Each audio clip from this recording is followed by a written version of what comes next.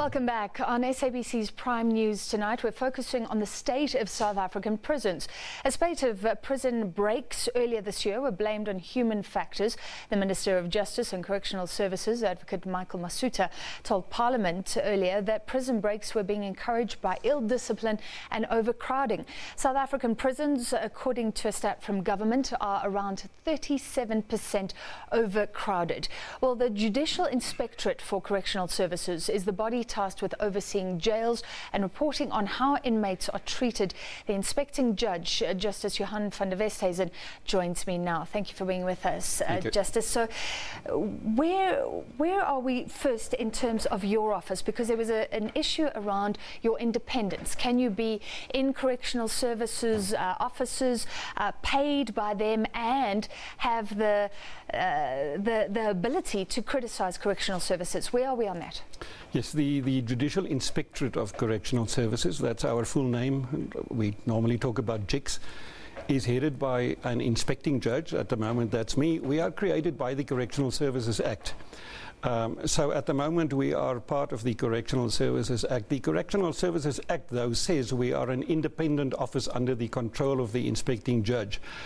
There are concerns because administratively and financially we fall within the Department of Correctional Services. I would not make too much exactly about who pays the salary, because everyone's salary has to be paid by someone, even the Chief Justice. But there are concerns and there are attempts on which the Department of Correctional Services, as well as our office and other government departments, are working at a model to make us more independent, or at least to be perceived to be more independent. There are some NGOs litigating about this right now. Do you feel that you can slam correctional services if needs be? At the moment, whatever frustrations we have are more on an administrative and financial level. I have not personally, during my time, have had any political differences or ideological differences. We can slam it, we can slam them if we need to. Normally, we don't take the slamming sledgehammer approach. Criticize. Do your job. Yes, we make recommendations, we criticize, we are busy with reports on a range of things. And we are often asked, are you being taken seriously? Whether one is taken seriously or not, to some extent, depends on the individuals involved. And I would like to believe that I've been taken fairly seriously. But we do have the goodwill, as far as I know, of the Minister and Deputy Minister at the moment. Correctional Services have had a few different national commissioners at the moment, so we'll have to see the way forward there. All right, what is the state of South African prisons, and is it getting better or worse? Well, first of all, just to be fair, it is certainly not Norway or the Netherlands, where they are closing down correctional centres because they don't have enough convicted people. It is also not the worst in the world. It is far from that. The main problem is overcrowding. Second, and linked to that, is a shortage of staff with the wardens, the officials. Linked to that is some of the facilities are not in good shape at all. Upkeep, maintenance, broken showers, broken toilets, bathrooms, etc. Linked to that, of course, is there in some, certainly not all of the centres, we have serious gang activity. And all of that together sometimes or often culminates into corruption, smuggling of cell phones and contraband and all kinds of other things. Well, if you look at the escapes, I mean, there was 16 prisoners out of Joburg Central. They went through a pipe shaft, broke a wall and scaled a fence. How is that possible?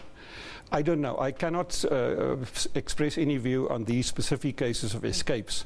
However, we have had... inside jobs are rife, can we say that? Well, yes, I think that, I don't know rife, whether that's the correct word, but inside jobs certainly happen. And you must understand that the correctional service officials are under very severe pressure. If an international crime syndicate leader, I wouldn't mention names, offer you enough money to buy a new BMW so that he can borrow your cell phone for half an hour while you're guarding him at home alone at night, these are serious challenges with serious psychological consequences also for the officials. So what needs to be done about that, and what are we doing? I mean, is that a pay issue, psychological counselling issue, training issue? Perhaps all of the above. I think, first of all, we must ask why the prisons are so overcrowded, and the answer is not easy. The most obvious answer is we are a society still plagued by poverty and by a lot of crime. Courts can be a bit more adventurous, almost one would like to say, when they sentence. But what we must realize is, out of the 162,000 people in South African prisons, in South African correctional centres, 16,000 are serving life sentences, multiple life sentences, some. But out of their 162,000, about 45,000 are people who have not been found guilty yet or sentenced. Awaiting trial awaiting or remand prisoners. Now there are a multitude of problems. It is often said the courts should grant more bail, but they do grant bail and people don't have money to pay bail. So part of that problem is perhaps to be addressed by the police. That they must investigate before they arrest rather than arrest before they investigate sometimes. Well, do you have a view on this? I mean, I know one case of a woman caught shoplifting in Sandton. She had to pay R1,000. Otherwise, she would be sent to Sun City Prison. That could take months and months and months before it goes to trial. So this is a difference of R1,000, easy for some people to pay, very difficult for others. And I know in the US there's a move to say that's economic discrimination at its fundamental. That is huge, because if you can pay bail. Should we be looking at the bail? Well, in the US, for example, there is a whole stream of thought saying that the entire prison system is a continuation and slavery, and it is economically driven. As far as bail is concerned, yes, that is a huge problem. I personally believe, and I'm not an economist or a sociologist, but I think at the bottom of South Africa, at the heart of most problems in South Africa, is poverty.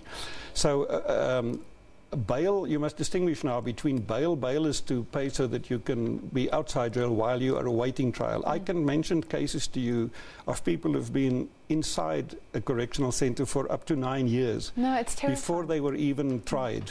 And then they're not guilty. Well, maybe they are guilty, but by then the witnesses are not even to be found anymore. And they've maybe served more than they would have been given in terms of time. But so that is now trial awaiting. With sentencing, the courts can think of other possibilities. But if people are poor, they're poor. We come across many complaints where inmates who are trial awaiting, they complain against the correctional services. They say they don't want us to take us to court because my family have money.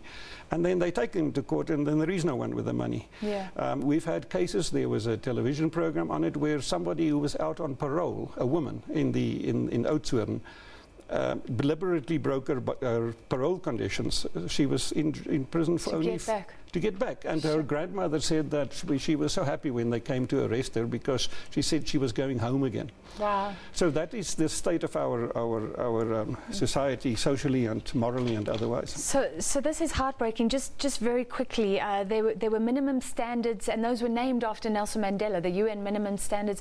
Where are we in terms of meeting those? And if it's true, they say you know a nation by what's going on in the jails. Where are we as a nation then? Well, like I said earlier, we're certainly not Norway or Denmark. We are also not like the television programs you sometimes see where people in some Colombia, some Latin American countries, maybe some African countries, where people just disappear into a dark hole and for months not to be seen again until somebody gets bribed to get them out.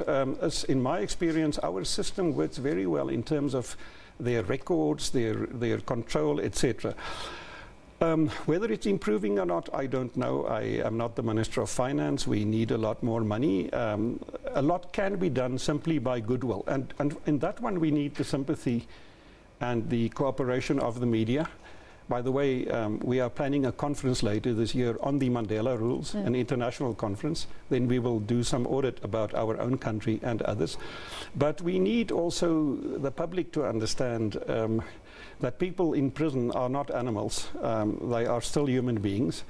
It is our job to look after their dignity, but in doing so we have to look after the dignity of all of us, because as you say, you and I don't think, can walk the street and be proud of our constitutional democracy if people have to sleep on floors without beds, either because there are no beds, or, like I saw a few weeks ago, because the ceiling of the cell in which they are is in such a state that they took away the beds so that people sleep on the floor, otherwise they can escape through the ceiling. Sure. We have to leave it there. This is heartbreaking. We'll follow that audit and where we are looking at the state of prisons tonight. That was the inspecting judge, Justice Johann Van der Westhuizen, and Bongani will be speaking to Correctional Services after this short break.